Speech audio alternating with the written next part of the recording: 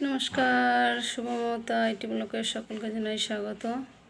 আজ শনিবার, বেলা এখন 1:45 বাজে। তো আমি এখন ব্লগটা শুরু করলাম। আজ দেখে বুঝতেই পারছো যে আজ কী বিষয়ে আমি ভিডিওটা করব। তো আজ তোমরা তো অনেকেই খেয়েছো এটা কলমি শাক। অনেকেই কলমি শাক খেয়েছো, কিন্তু কলমি শাক আজ নিরামিষভাবে রান্না করব। এটা হয়তো কে খেয়েছো অবশ্যই কমেন্ট আমাকে জানিও। এই কলমি শাকের মধ্যে আজ কী দেবো দেখো, কুমড়ো, আলু, এদিকে পটল আর এদিকে ঝিঙে, এইগুলো আমি কেটে রেখেছি, আর ডালের বড়ি দেবো। তো এইগুলো দিয়ে আজ নিরামিষটা আমি রান্না করব। এইভাবে তোমরা কে খেয়েছো অবশ্যই জানিও। এখন আজ দেখি বাইরে রোদ বেরিয়েছে। বাইরে দেখুন কি সুন্দর ঝলমল রোদ বেরিয়েছে।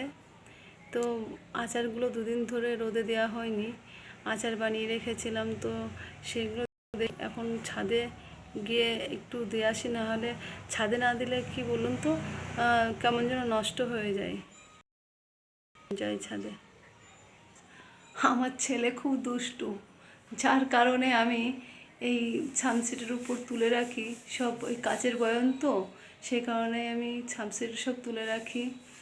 তো এখান থেকে এই একটা বয়াম দিয়ে এসেছি ছাদে, আর বাকিগুলো রয়েছে, সবগুলো দেবো না, কেননা আমি এখন রান্না করবো, সেই জন্যে আনার একটু সমস্যা আছে, আর ওটাকে পাহারা দেওয়ারও সমস্যা। কর্তামশাই আমার আজকে বলল তুমি একবারে 2 মাসের চাল তুলে নিয়ে আসো। তাই আমি একবারে দেখুন 1 বস্তা চাল তুলে নিয়ে চলে এসেছি। তো বাইরে প্রচণ্ড রোদ, আর গরমে বাইরে দুপুরের দিকে একদমই বেরোনো যায় না, তাই যেতে পারবো না। বড়মশাই বললো যে একবারে তুমি চালটা তুলে নিয়ে আসো, তাই আজ তুলে নিয়ে আসলাম। দেখুন ছাদে কি রোদ উঠেছে। এই যে আমি বয়ামটা এখানে দিয়েছি রোদে, এটা একটাই দিলাম আজ, কেননা হনুমানের যা উৎপাত, বনগুলো ভেঙেই না ফেলে, যার ভয়ে আমি দিইনি।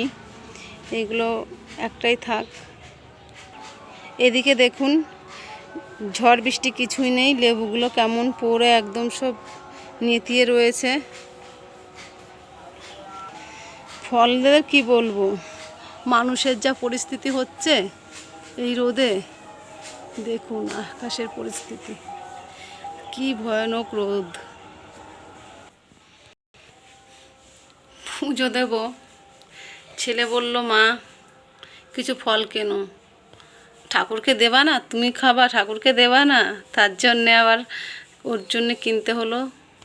দেখুন ওর জন্য এই যে কলা কিনেছি, এখানে পেয়ারা কিনেছি, বললো এগুলো ঠাকুর খাবে আজ। শাকটা ধুয়ে নিয়ে রেখেছি, এবার চলুন শাকটা সুন্দরভাবে কেটে নিই। চলুন শাকটা এবার কেটে নিয়েছি, এর মধ্যে কিছু লঙ্কা দিয়ে দিয়েছি কেটে। চলুন এবার নুনটা ধরাই। কড়াইতে দিয়ে দিয়েছি তেল, সবজিগুলো ভাজবো, এর মধ্যে ফোড়নটাও দিয়ে দেবো। তো ফোড়নে দেবো শুকনো লঙ্কা আর পাঁচফোড়ন। ফোড়নে দিয়ে দিয়েছি পাঁচফোড়ন আর শুকনো লঙ্কা। এটা একটু নেড়ে, এবার এটা একটু নেড়ে দিয়ে দেবো সবজি কেটে রাখা, ধুয়ে রাখা সবজিগুলোর মধ্যে দিয়ে একটু ভাজবো। দিয়ে দেবো একটু লবণ, তাহলে আলুর মধ্যে লবণগুলো ভালোভাবে ঢুকবে। এবার এর মধ্যে দিয়ে দেব এই কুমড়োটা দিয়ে দিয়েছি।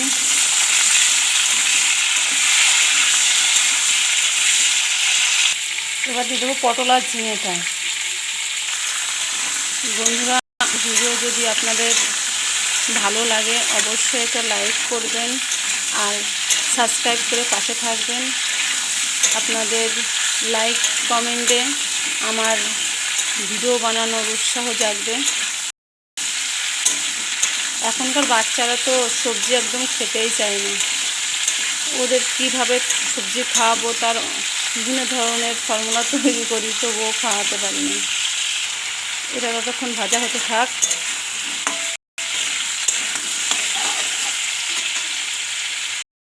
চলুন দেখে আসি।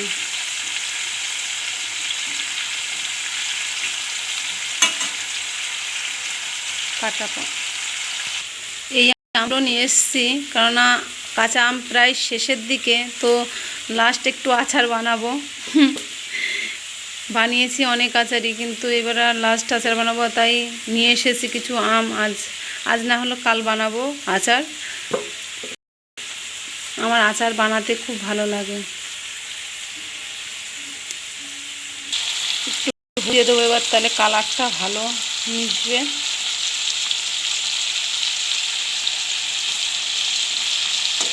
দেখতে নেবে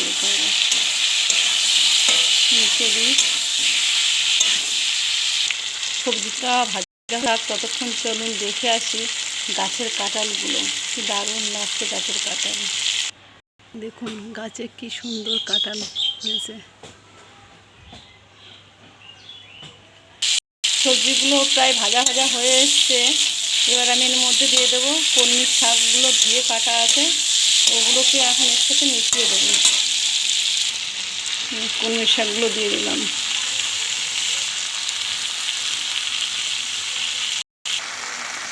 দেখুন শাকটা কেমন লোভনীয় হয়েছে না দেখতে, দারুণ লাগে।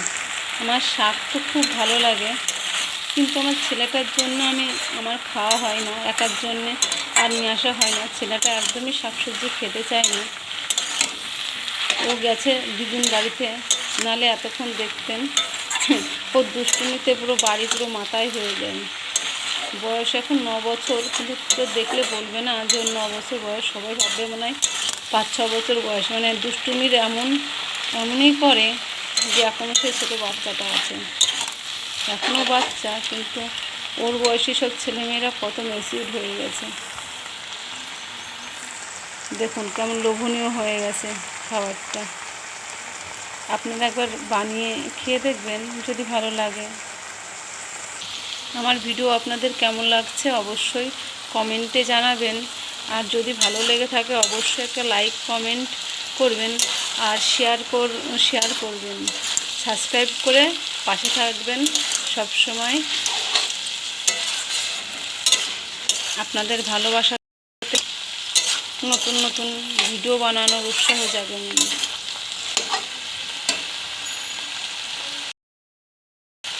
এর মধ্যে জল একদমই দেবো না, কেননা সবজির থেকে জল যে বার হচ্ছে, সবজির থেকে অনেক জল বেরিয়েছে, সেটাতেই এটা রান্না হয়ে যাবে।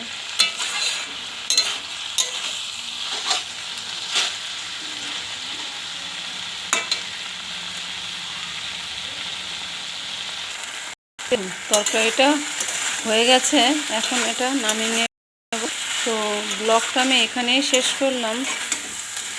ততক্ষণে সুস্থ থাকবেন, ভালো থাকবেন, আর দেখা হবে আবার অন্য কোনো ভিডিওতে। ততক্ষণে ভালো থাকবেন।